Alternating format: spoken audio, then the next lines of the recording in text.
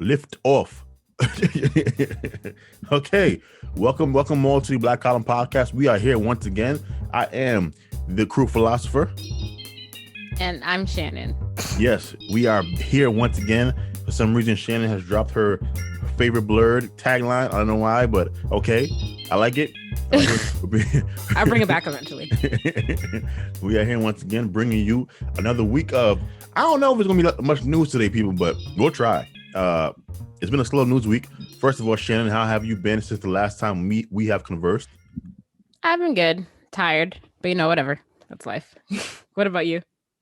Yeah, so Shannon has been fake working hard during the week, which I respect. I have not been fake working hard. There's nothing fake about it. I've been doing okay. I went to church for the first time in I think maybe 2-3 months, maybe 4 months. No, you definitely went to church one time before that. It has not been 4 months since the last time you told me you went to church. No, because I haven't. Well, it's March already. Remember that. So I definitely haven't been in church since November. It hasn't been that long. Yes, it has. Really? Yeah, because remember, kicks started going up around November in New York City, and Pastor Chestnut, who I play for, he purposely didn't have any services because during that time because the case was going up. But we had a service before then. Oh. Yeah, time is flying by. It feels weird, but time is flying by. It is when I looked up today and I was like, oh my God, today is March 11th. It's true. It is flying by. It's kind of wild. It's going to be, June before we know it. So yeah. So I went to church for the first time, and I always go to church. I feel good playing, and then I'm paranoid for the next 2 weeks. Right. So today my throat is a little bit itchy, but I think that's because I've been talking too much. Probably. I've been addicted to this clubhouse. Also, it's about to be allergy season, so I know, and that's gonna be hell for me because I'm not gonna know whether I have allergies. You can kind of tell the difference between actually sick and allergy sick. Well, I don't really get that bad with allergies. Usually for me, it's just it depends on the season, right? Because for some reason, some seasons I could do okay, and maybe a couple of times during a month, I might end up taking allergy medicine. But then there are other seasons where it don't even matter what I take. I mean, I can't breathe. I'm sneezing. My eyes are itching. I look awful. I look awful. So I hope we have a light one this year. But other than that, I've been doing pretty good. Pretty good.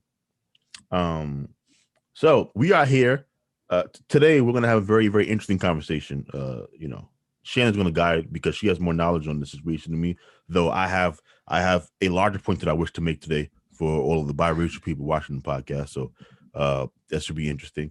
But before that, I want to start with the brief amount of news that me and her care about today, which is Joe Biden. He signed the $1.9 trillion COVID-19 relief bill that me and Shannon discussed 2 weeks ago or last week.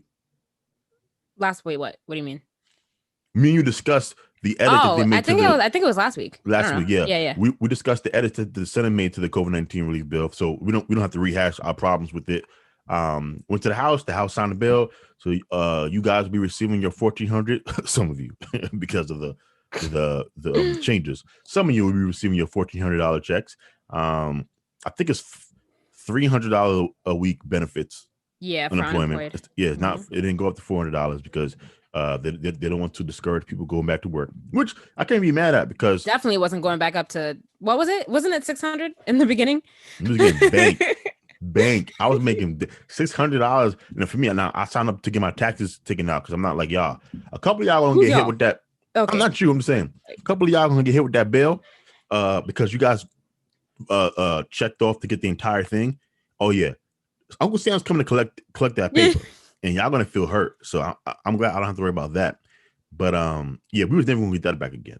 That was just so. I mean, I was living the life. I didn't have to worry about anything. I was getting 500, just $525 for me, or five something like that, $100 a week. And here's the thing: the reason why I felt like so much money is because I didn't have any expenses really.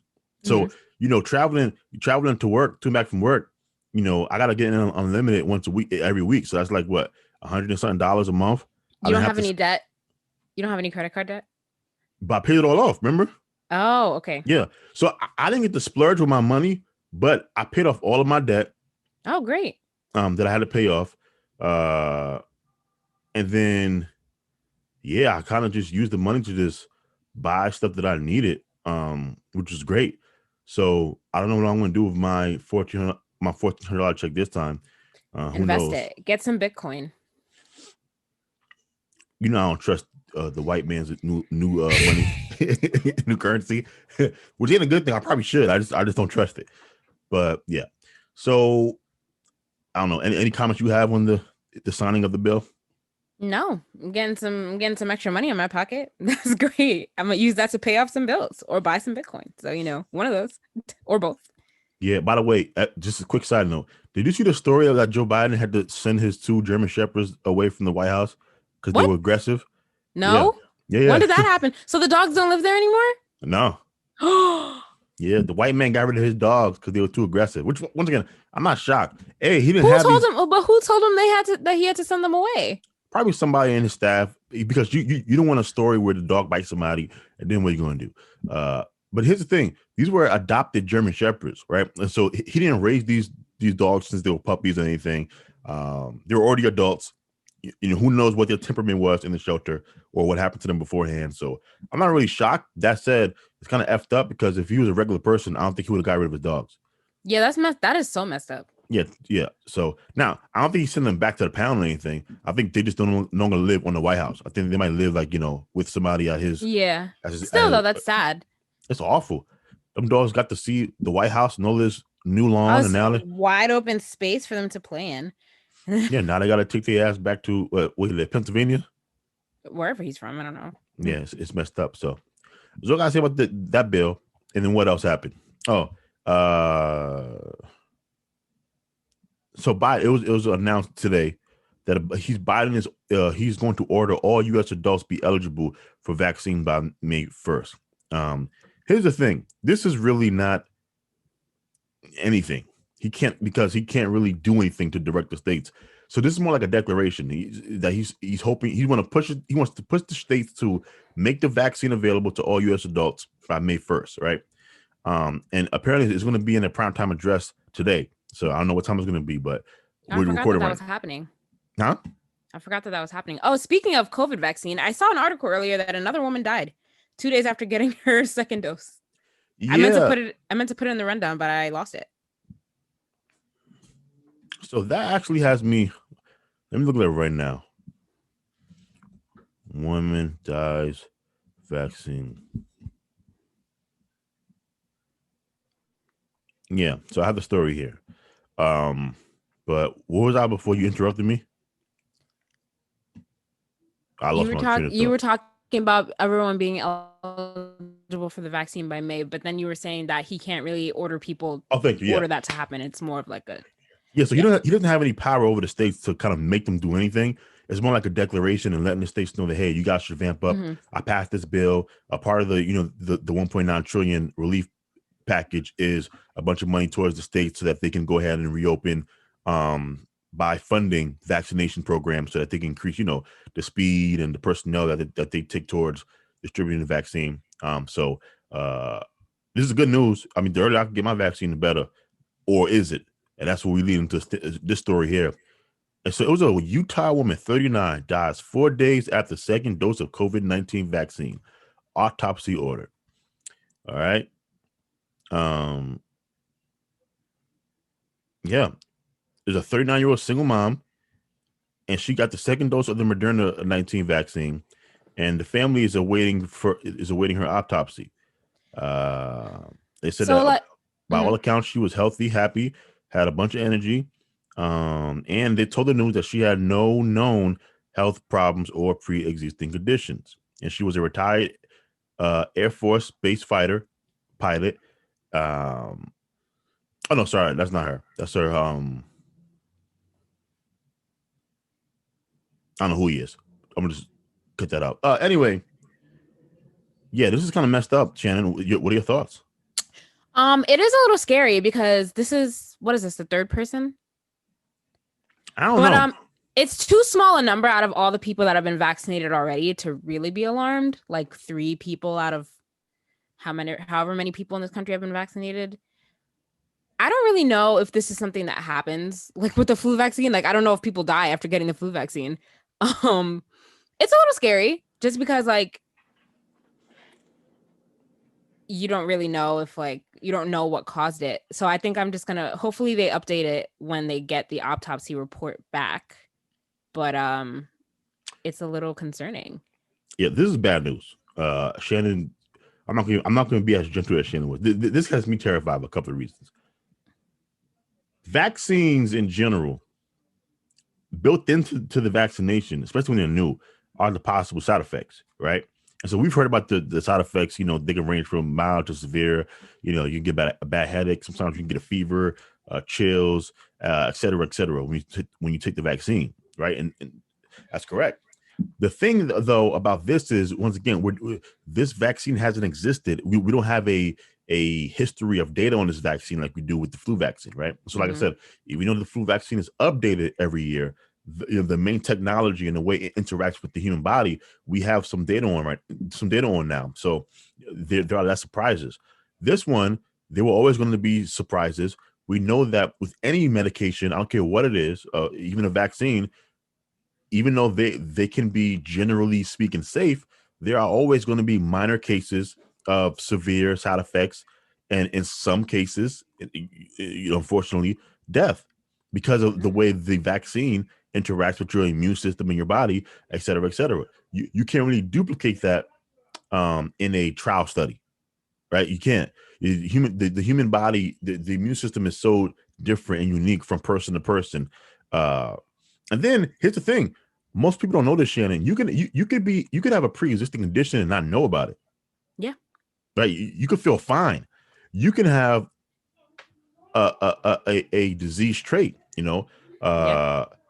Sickle cell is one where you can not have sickle cell, but you can have the sickle cell trait within your genetic makeup. Which means you don't have sickle cell, but you definitely have it. And then doctors will tell you, okay, well, so you should not procreate with somebody else who has the same trait. Yeah. Otherwise, your children might end up having a sickle cell, right? Yeah. So, yeah, people don't know all this shit about their medical history. I don't know what I got, right? I have slight back pain sometimes. I have but do I know if I have any just unawakened pre-existing conditions? I have no idea. Nope, not unless you got that genetics testing. I might get that. I get that from I might get mine from what? I don't really know where you get it from. I got a genetics test once, but I got it for something else that most people will not experience. But what happened? You feel like talking about it?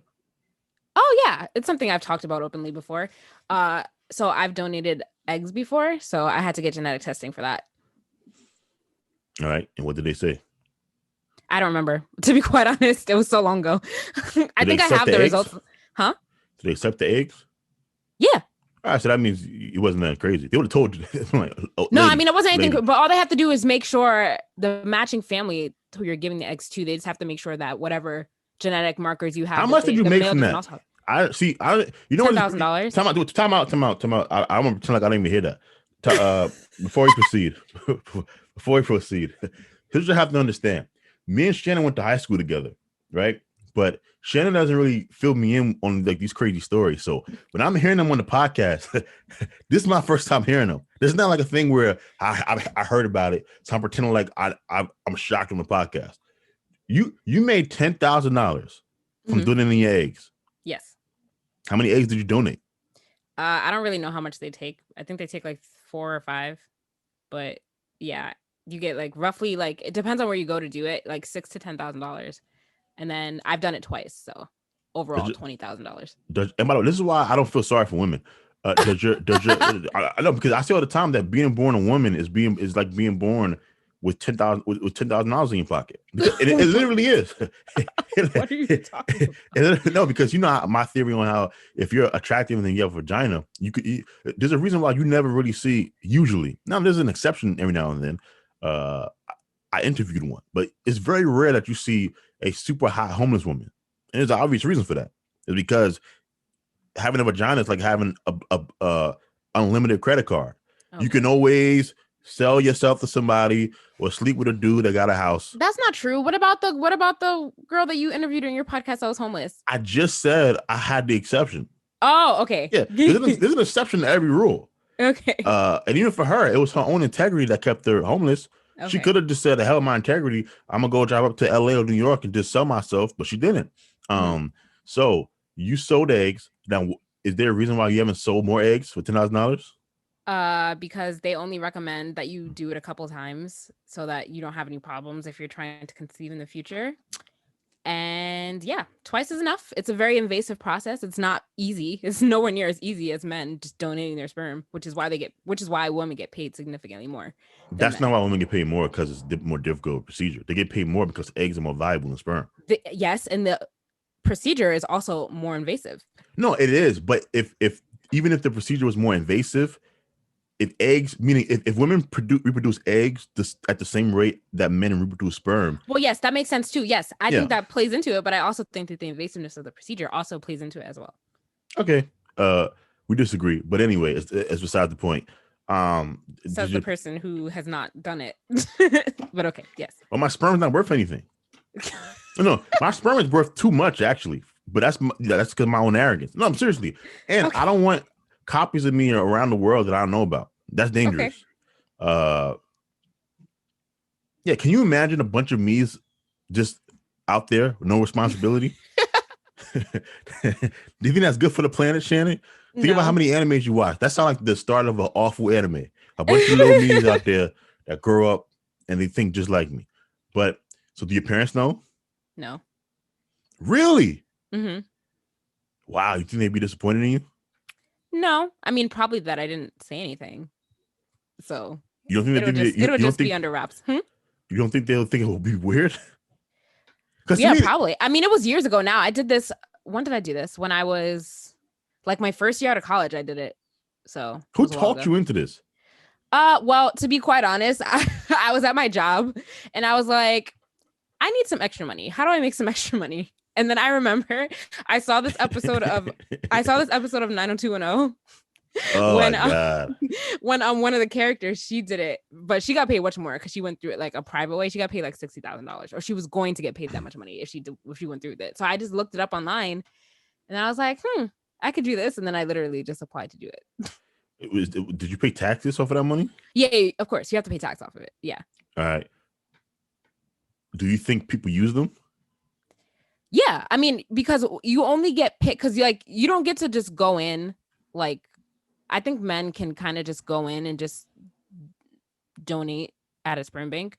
But if you're donating eggs, you have to actually get picked by like a couple that's looking for eggs, Like somebody has to look at your, well, I guess the same thing with, no, it's not the same thing. So you have to get picked. So they like look at your picture and then it was like, yeah, I want this person's eggs. And then because she's not ugly.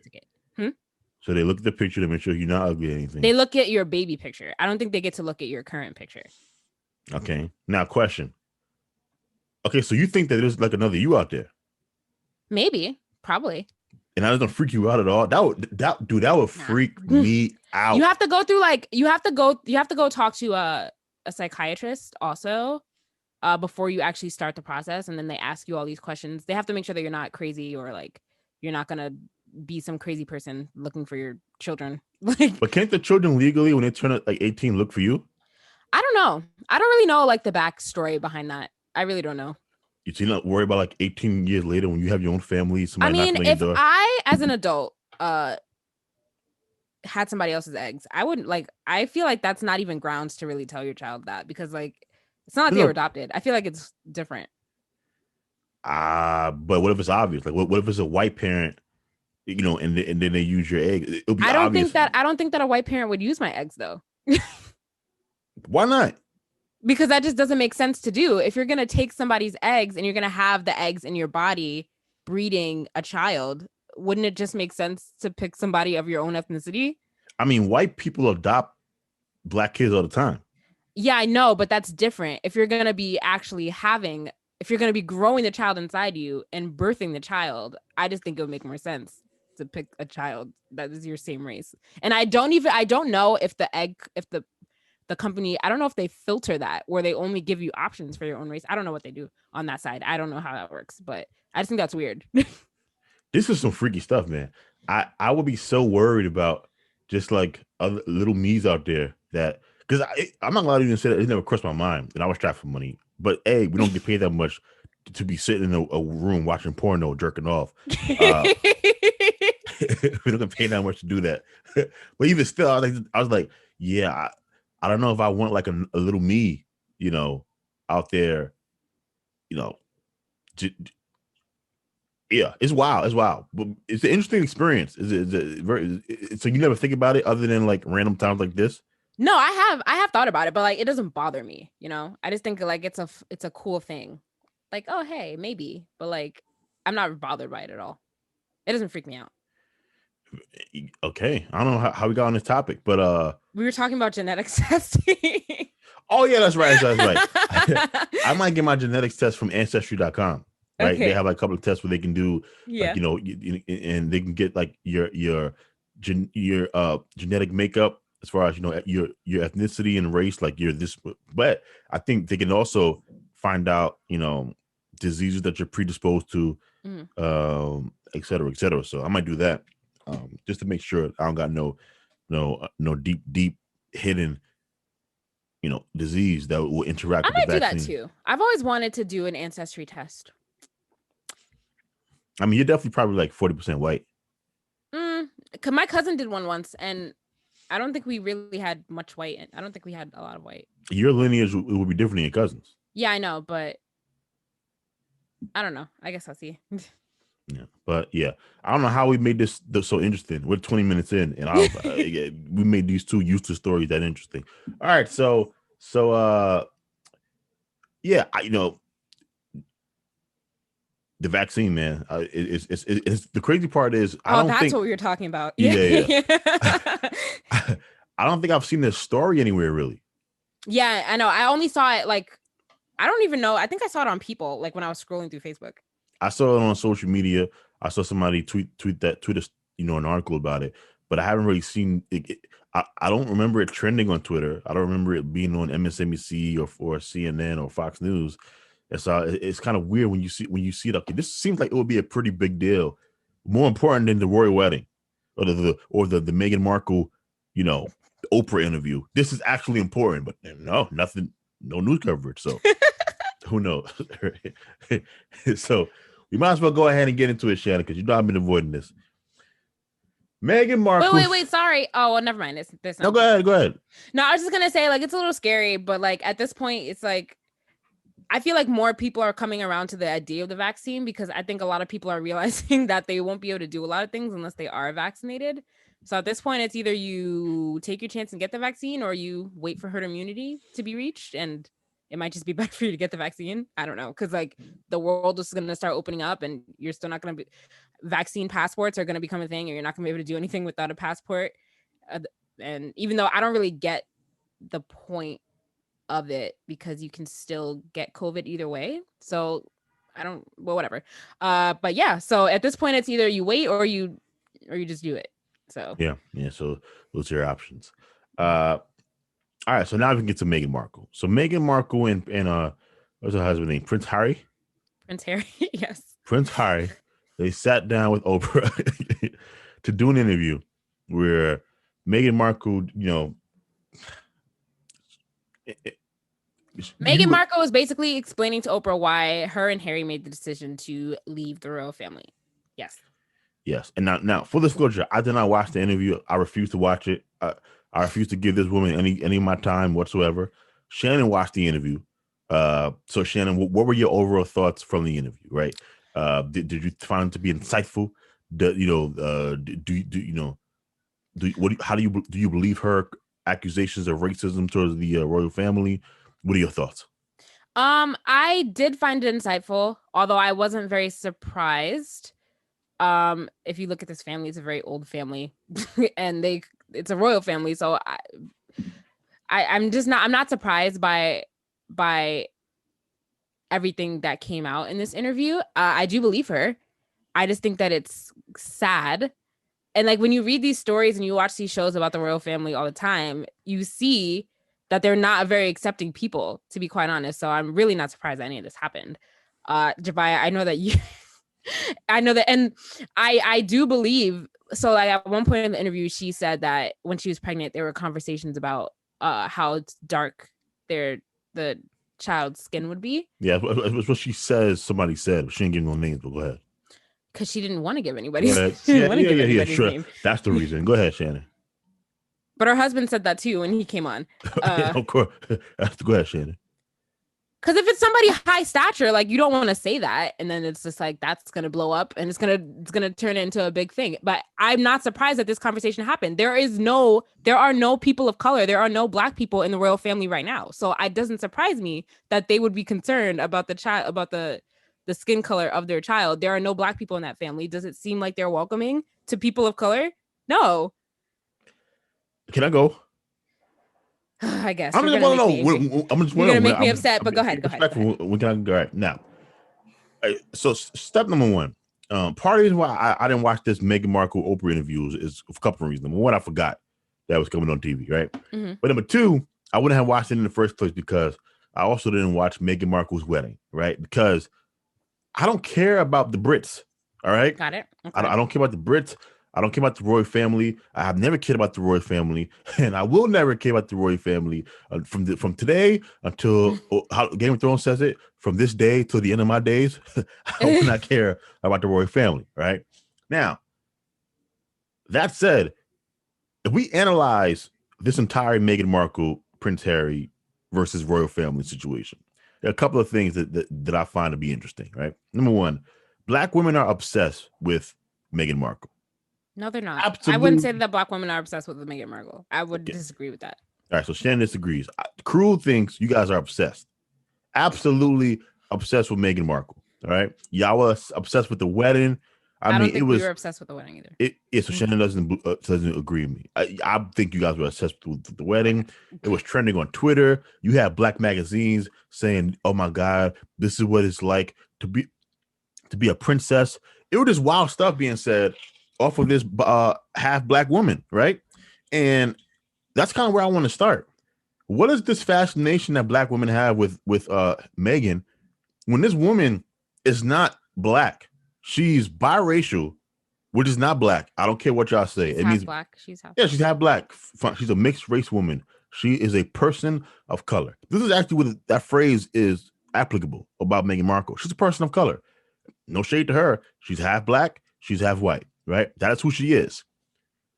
Explain this obsession, Shannon. You say you call it not obsession, but okay. So let's not use obsession. Let's agree on the word interest. Okay. Yes. Explain this extreme interest Black women seem to have with Meghan Markle. Go ahead. I don't know. I guess it was cool to see somebody of color become a part of the royal family and become a princess or a duchess, essentially, when there is no trace of any person of color in the British royal family. So it was cool, I guess. That's what their obsession is. I don't know. Why would that be cool though? Because there hasn't been a person of color or a Black person or anything like that in the royal family before. It was the first. So that's why it was cool, I guess.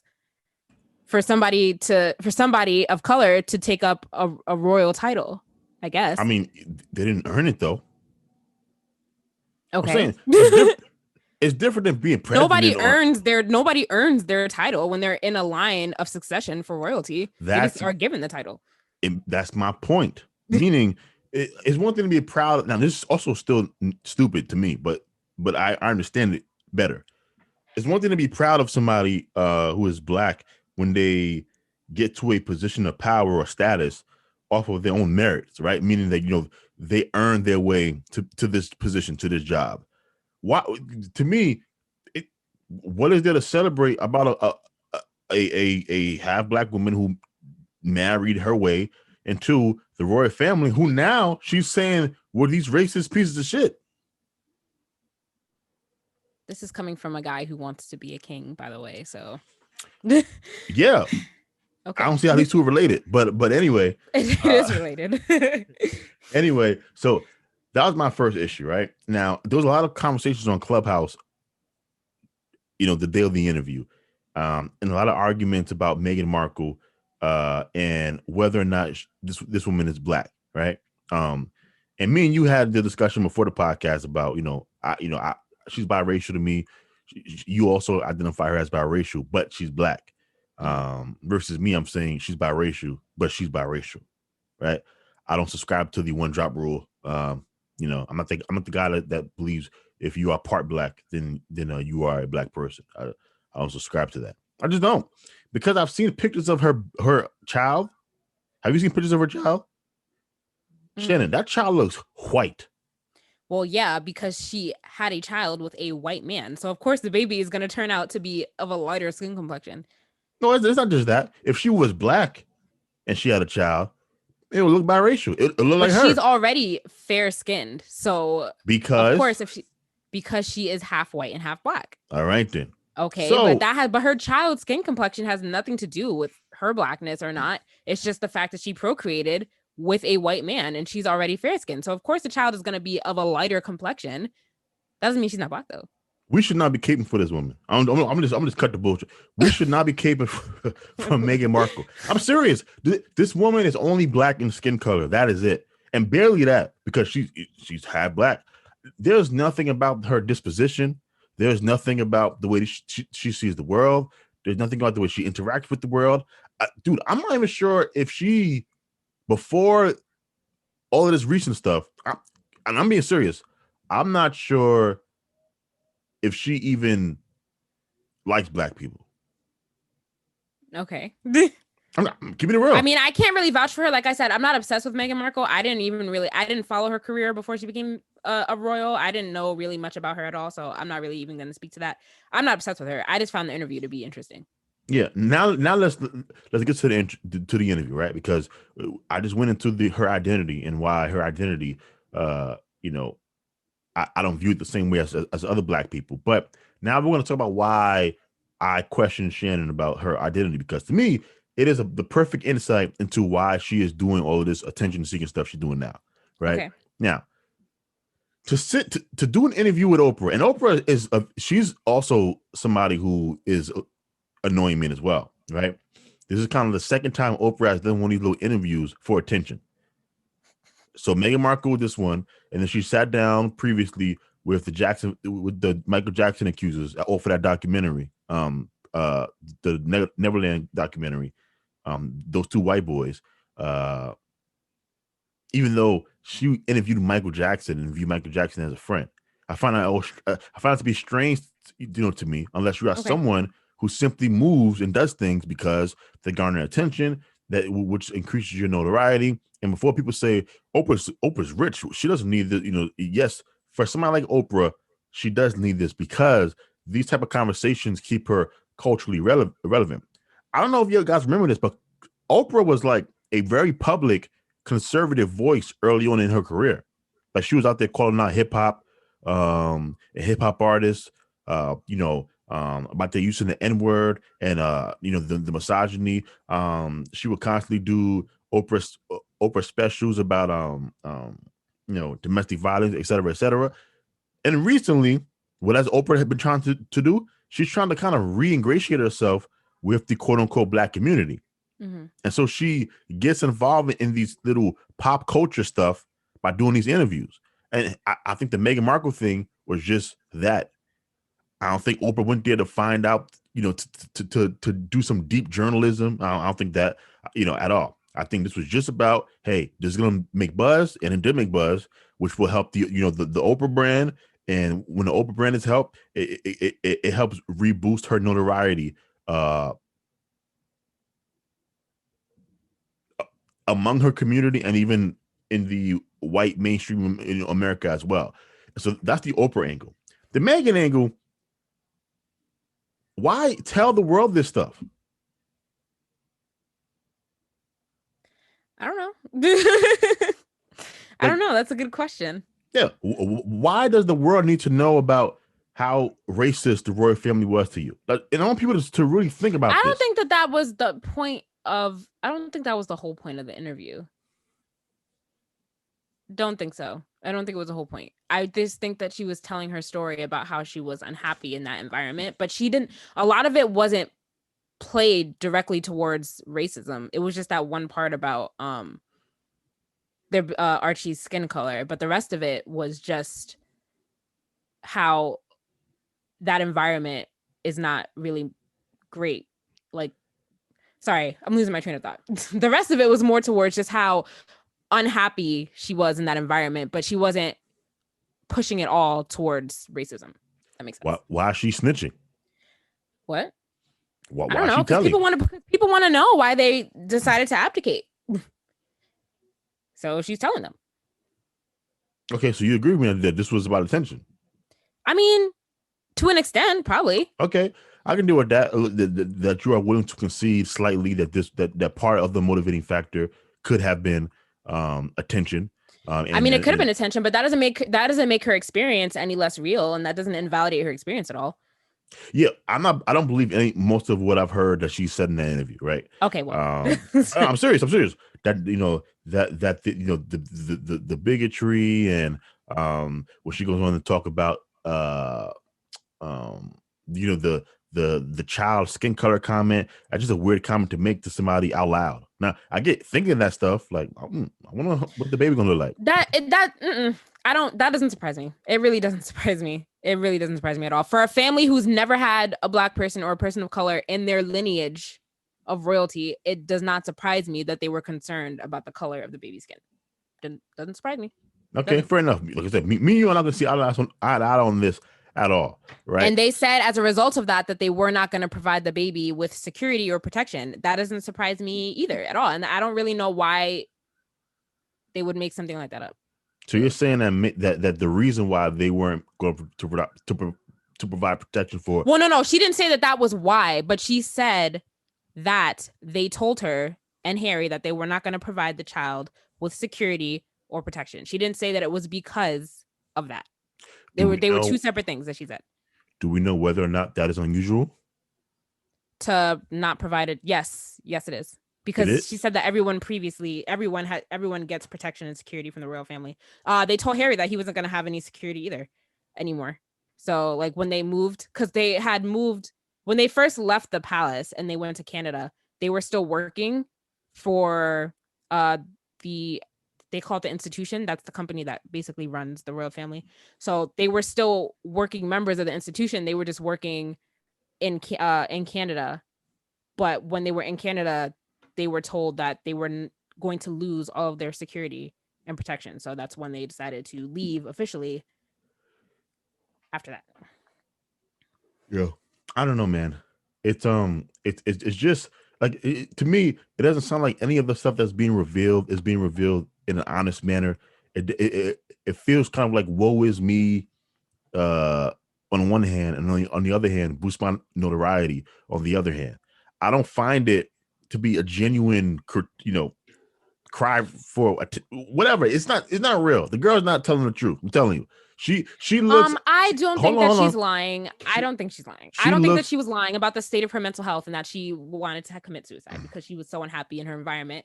I don't think that that's hard to believe coming from that family. If you've ever watched any shows, if you watch The Crown, if you read any books, you know how stricting and confining that environment is to live in that kind of a way with those kind of people. You would understand what that's like. It's kind of portrayed everywhere in every kind of media surrounding any kind of real family. So it's not surprising to me. It really isn't. I'm not surprised that she had a mental breakdown and wanted to kill herself. If I had to hold in all this lies in the sea, I probably would. She's not. Oh my God. Let me explain. Okay. Go ahead. It's very simple. Meghan, women like Meghan Markle. Now I'm speaking to the men out there. Women like Meghan Markle. Just think about this. The woman comes. She's an actress on what, Suits? Was that the show? I guess so. Like Suits. Yeah, and by the way, not even just a regular actress, right? Not she wasn't a super successful actress. A regular actress on a decent show for Suits, right? So starts dating the prince, marries the prince, marries into royalty, right? Now suddenly, am I supposed to believe that she didn't know anything about these racist people? If these people are as racist as she's claiming them to be, she's not claiming them to be super racist. That's what I'm saying. You have to have watched the interview. She wasn't painting them. She made that one comment about the baby, but she wasn't. The entire interview was not her painting them to be a racist family. She was did she not say or imply that racial bias or racial or institutional racism is present in the royal family structure. Did she say that? I don't remember actually if that actually came out her mouth or not. So I'm just not going to say anything about it. Okay. All right. Okay. What? All right. I know what I'm saying. I don't remember. Okay. All right. Fair enough. Fair enough. And so the bulk of the interview was her just talking about how hard it was being married to a prince. Yeah, she was talking about her like she was basically talking about how she didn't really know what she was getting herself into and the extent of Which that. once again, how? Because He's a okay, well, prince. she claims that Oh she didn't really God. know anything about the royal family. And I've listened to a lot of things like somebody can really tell you, like he can tell you like what his life entails, but when somebody is telling you something, it's different than when you're actually experiencing it firsthand. Like somebody can tell you something and you can visualize like, oh, maybe I can make this work, but it might be a whole different thing when you're actually in it. I feel like that's a fair thing to say. All right, look, I'm not gonna drag this point out too much longer. But yeah, look, Shannon has a different opinion than I do. Yes. I everything about her vibe screams to me attention seeker, right? Okay. Even if these things happen, she's in my gut. I feel like she's exaggerating. I just don't find her to be real. Like it always feels like she has like this persona on whenever she's in front of a camera. Okay. Yeah, and even though I might have seen the Oprah interview, I saw clips of her, and do in other interviews, and I've seen clips of her during her wedding day as well. I Yeah, whatever. Look, I don't care about this that much, to be honest with you. I wish we didn't care about the royal family in general, because I don't really care about the royal us. We're family. Americans. I don't really care about the royal family. I just watched the interview just because I wanted to watch it. But I don't care. I don't really care. They literally mean nothing. They do nothing. They have no power. So it's whatever. Yeah. So let's just end there with the Meghan. Is it Meghan Markle or Meghan Merkel? It's Markle. Meghan Markle, with the Meghan Markle talk, right? And now let's get to what I'm going to talk about to the start of this show, okay? Which Shannon promised me, so I want to hear anything from Shannon. Shannon told me back in February that I could talk about my theory. But okay, whatever. I might have said that you could talk about it, but I just want to point out that I didn't actually want to talk about it. Jabaya wanted to talk about it so badly for some reason, but I don't want to talk about this. But whatever, I'm gonna scrounge up the energy to indulge this conversation. And once again, I don't know why she doesn't want to talk about it. I don't know why. It seems it's a well thought out idea that I think is worth discussing. Okay. Shannon doesn't even want to entertain it, which I find very strange and weird. So,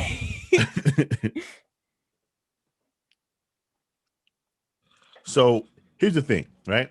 If you guys remember back in February, I had stated that I wanted to talk about how the white man is the black man's natural political ally, right? And then Shannon told me no. You didn't say natural political ally. You just said natural ally in general. Natural ally, yeah. Okay. Natural ally, right? And then Shannon said no. I don't want to speak about this on Black History Month. Push it to March, right? And so I waited to push it to March. We didn't have time last week because we got sidetracked by the trans stuff. So that way here, right? No, that was 2 weeks ago, actually. Yeah, it was 2 weeks ago. We got solid by the trans stuff, and then this week, no, it was last week. It wasn't. The trans stuff wasn't last week. It was the week before. All right, whatever. The conversation got derailed because last week we ran out of time for some reason as well, so we couldn't have the conversation. Now, slow news week. Now we got the conversation. So I've been thinking about this for a while. When you look at America, right, you often hear people recite a stat, or they'll make this declaration that by the year 20 something, white people will be the minority in America. Okay. Yes. Right. And there's almost like this feeling that that's going to be a good thing, because now people of color will be calling the shots, right? Once you're the majority of the country, you then have a numerical advantage over the minority, because now you are the majority, right? That's the common thinking point. And I think Black Americans should be very careful viewing the decline of white people as the rise of black people. Okay. Those two things are not mutually exclusive. They're not. And I'm going to explain why. When there was a time where I was looking for a second job in New York City, right? Okay. So I was sending out applications for various jobs, and I kept running into the same problem with jobs that I was interested in and thought I was qualified for. That when I went to fill out an application, I would kind of hit a question that asked if I spoke Mandarin. Mm-hmm. Right? Now, why is that significant? Mandarin is not Spanish, which we have been preparing for and going to school, taking classes for, especially in New York City, because of the belief that what would naturally happen is, as the decline of white Americans takes place, the stagnation in the Black American numbers, more and more Latin people will come here and also have children here that would increase their populations. And so there was kind of like a consensus that learning Spanish as a secondary language would be beneficial for people who wouldn't usually take time to learn a second language, right? But remember what I said: the jobs that I was looking to apply to in New York City, the second language they were asking for was Mandarin, not Spanish. And so the reason why I'm bringing this up, based off of the immigration patterns, we are headed for a new America in which white Americans will be a large minority. Mm-hmm. And you will kind of have these fragmented groups across the quote unquote Black and brown spectrum. Now, why is this important? It's important because in New York City, the second language in the jobs that I was looking for was Mandarin. In other parts of the country, for other jobs, the second language is going to be Russian. Other parts, it'll be Nigerian. Nigerian are one of the most successful immigrant groups in the country right now. Mm-hmm. Right? In another area, it'll be something else. The easiest way to discriminate, Shannon, is what? To require for somebody to speak a second language. Mm-hmm. Is a way to kind of discriminate without discriminating. I mean, to a certain extent, it makes sense. You will want somebody that speaks two languages instead of one. Yep. There are only two groups in this country, Shannon, whose English is their native and, for the most part, only language. African Americans, meaning the direct descendants of slaves, and white Caucasians or Caucasian Americans who also don't have a second language that they speak. They speak English. Mm-hmm. In a world where it is going to be required for us to learn a second language to speak, don't you think it would behoove us as Black Americans, and in some respects, white Americans, to find a way to come together to avoid the not only very possible, I would say very likelihood scenario where African Americans will be, pushed out of certain jobs because they don't speak a secondary language, and also white Americans being pushed out for the exact same reasons. Now, as a Black American, I care about this because I'm Black, but I don't think Black Americans can navigate the upcoming job market successfully without the help of white Americans. And so far, are you following kind of my argument? But why? So if white people are going to get pushed out also because they don't speak a second language, then why are we relying on them for jobs? So I didn't say relying on them for jobs. I said, why are we relying on them in general? Well, number one, these two groups are the only groups that don't have a secondary language. Okay, so exactly. So why are we relying then on them? Well, once again, you're saying relying. I never used that word. I said work with. Okay, but why are we working with them? Because we are only 13% of the population in America, African Americans, right? That's it, 13%. Hispanic Americans, but by the time the whites are the minority, the number of Hispanic Americans will probably be around 30% of the country. You're also going to have a very large Asian population as well, followed by Indians and Nigerians and various others. as well. My point, Shannon, is the reason why we will cooperate with white Americans who also share our exact same scenario is to help us escape being on the bottom of the economic totem pole, because you're going to have various groups, Shannon, that are going to look to hire and work with people in their ethnic circles. And by the way, to a certain extent, that's kind of what they're supposed to do, right? Is what I think African Americans should be doing, but they're going to do it. It happens now, right? Like, how often do you walk into a Dunkin' Donuts or like a 7-Eleven or a Subway, right? And you see like all Indians in there. You trying to tell me a black person didn't want that job or apply for that job? Because it's ridiculous. It's because one person gets in there and they hire their entire family, extended family, et cetera, et cetera. Once again, not being upset. But go ahead, Shannon. I wasn't gonna say anything. I was just laughing at what you said. No, but you see it though, right? I mean, yes, I do. Well, yeah, and by the way, there's not a critic. I'm choosing my words very carefully. That I'm not blaming these immigrant groups. They're doing what they're supposed to do. You come to a new country, you start a business, then you hire from your unit out, and then your family, and then your extended family. That's not a critique. I'm saying we should mimic that behavior, but our disadvantage though is going to be that, number one, African Americans as a group are what you will call low skill workers overall, meaning a huge chunk of African Americans, our bread and butter are working jobs that don't require that much education, right? Even when people throw out that stat that said, black women are the most educated group in the country, what they leave out is, number one, black women have a huge amount of debt that they come out of college with, unlike other groups who go to college, but they go on scholarships instead of just paying out of pocket or taking loans. And the fields of studies that black women get their degrees in, if you get your degree in certain majors, that's not going to increase the likelihood that you get a high-paying job, right? So we have that problem that we have to solve. And as we transition, because there's going to be a transitional period from a low skill workforce to a high skill workforce, that doesn't happen overnight. It's a transitional period that's going to take place until we can move into those positions. Meanwhile, we're going to have these immigrant groups coming to the country who are already high skilled workers, right? Nigerian Americans are extremely successful in America.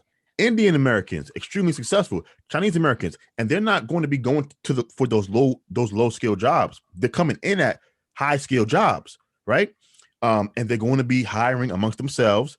And the legal way to discriminate, and I'm not even using discriminate as a bad word, is must speak this secondary language.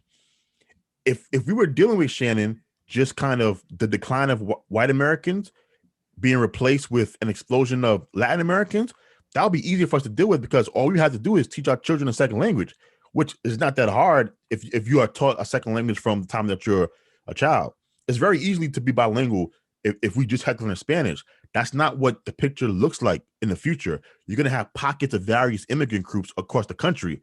And so this part of the country, the secondary language is going to be Mandarin. This part, Spanish. This part, whatever Nigerians speak. This part, whatever Indian speaks, right? We can't learn all these languages. We just can't. And so what I'm saying is, but we also can't just fend for ourselves because we're only 13% of the population. It will behoove us to link up with the demographic that is in the exact same situation as us, which are white Americans. And so even if you don't agree with my point, does it sound as crazy or asinine as you thought it was going to sound before I said what I had to say? Shouldn't we be pushing for diversity and inclusion in the workspace? What do you mean?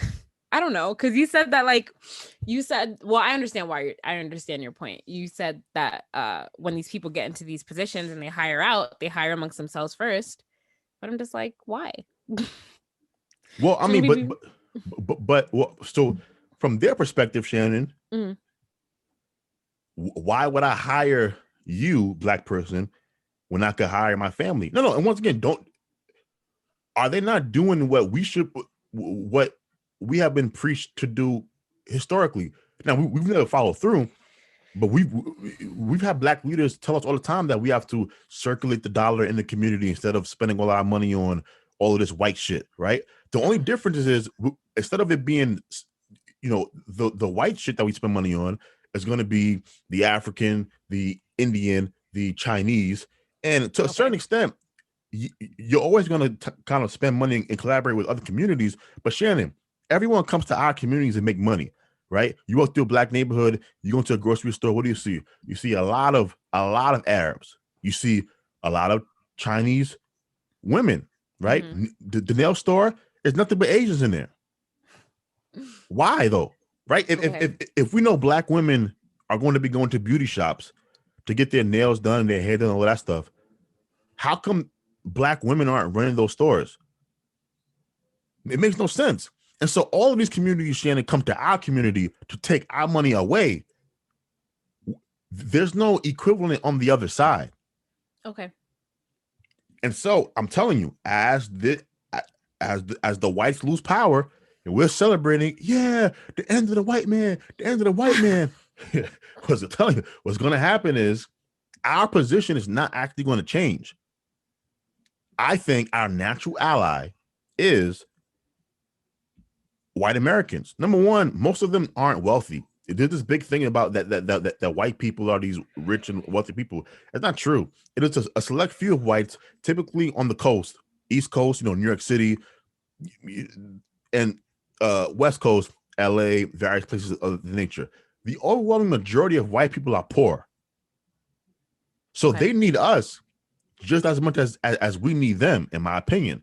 And so I think the groundwork is there for a natural alliance between the two to help us transition to being higher skilled workers. Once we are a community that's higher skilled and have our own, then we won't have to collaborate. I mean, sure, but tell the white man to stop being to stop being so racist towards black people. Then maybe we can accept them as natural allies. Here's the problem. Here's why I disagree. I don't think the white man is racist. I really don't. No, I'm serious. I really don't. Okay. I'm saying for a long time, they have been playing you people with this belief that the majority of white people are racist. It's not true. It's not even close to the truth.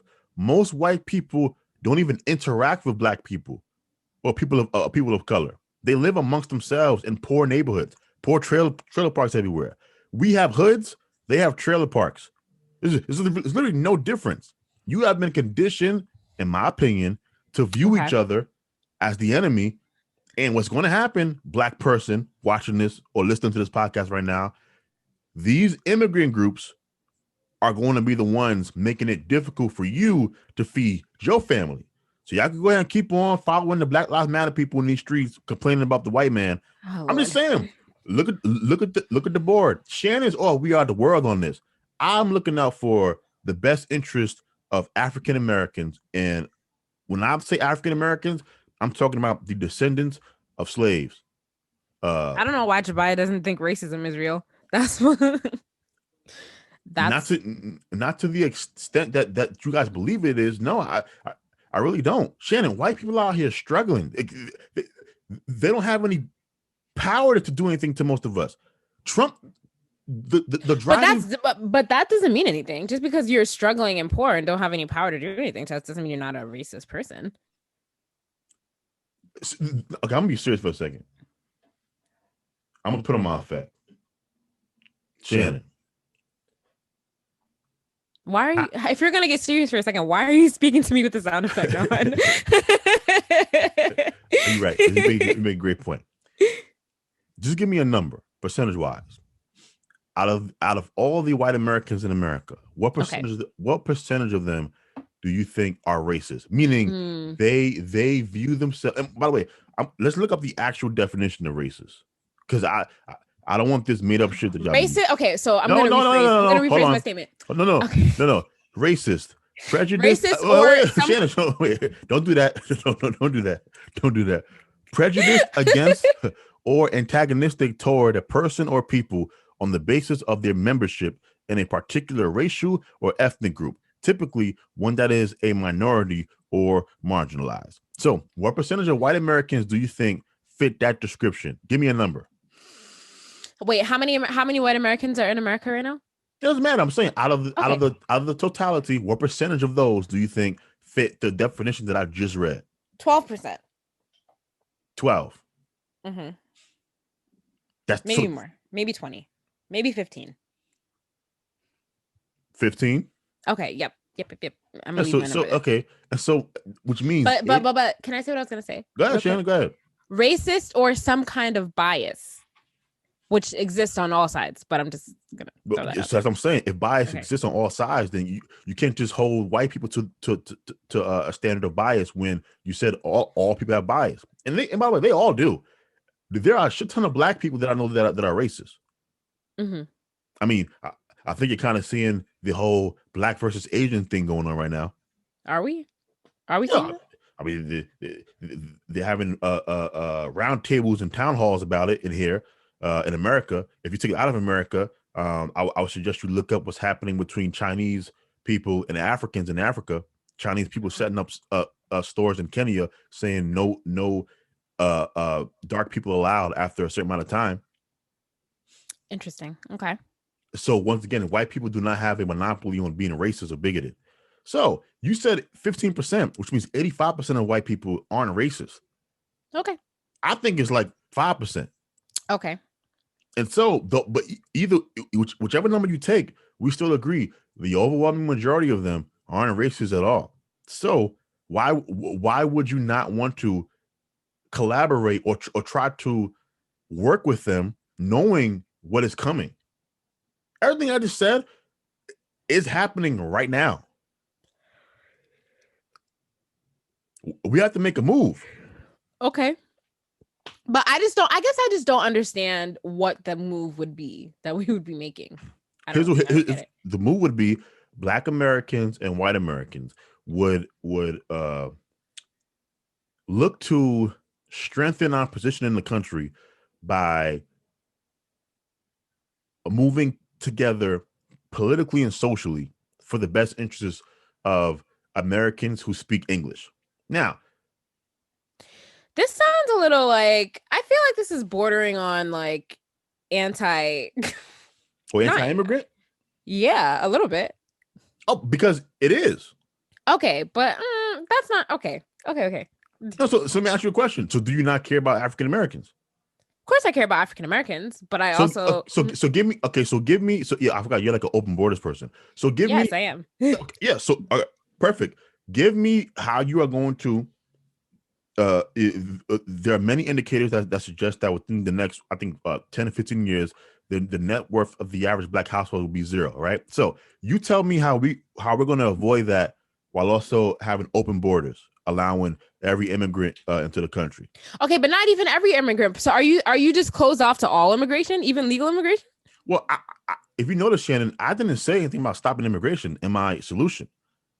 Okay, but I said your position about uniting Blacks and whites to then strengthen our position so that we're not overrun by immigrants has to be solved by you stopping so many immigrants coming into the country, right? So for me personally, I would curb the number of immigrants coming into the country until I felt like we were in a good position to take care of ourselves.